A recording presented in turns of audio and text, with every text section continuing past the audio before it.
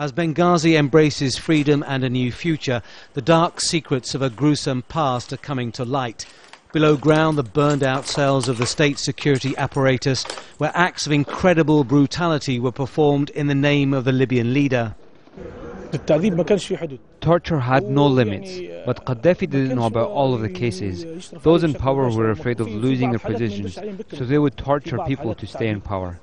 Torture was the feared method to keep the population under control, and it was inflicted widely. Mohammed Abdullah Ali suffered from this.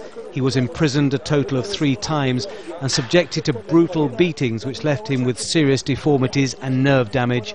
This is how he looked before. They tied me by my hands, grabbed me by my hair and beat me on the face until I started to bleed, then continued to beat me with the back of their rifles on my face. They destroyed his body, but not his spirit.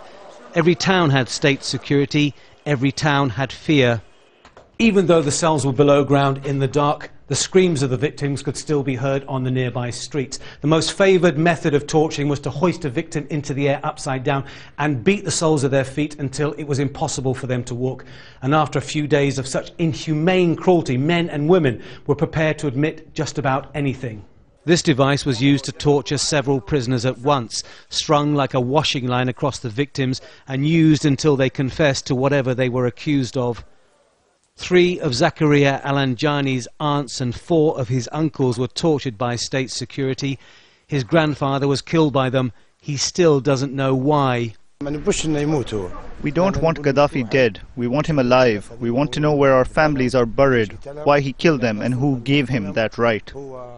That's what many want. Benghazi has suffered before at the hands of Gaddafi's state security.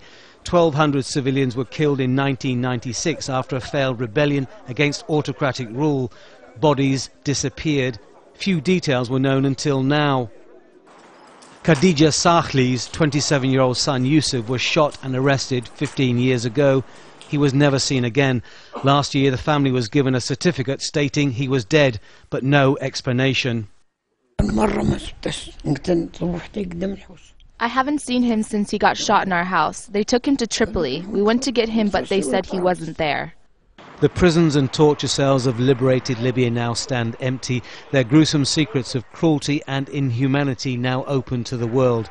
A sad indictment of a leader who long ago lost the love and respect of his people. Tony Bertley, Al Jazeera, Benghazi.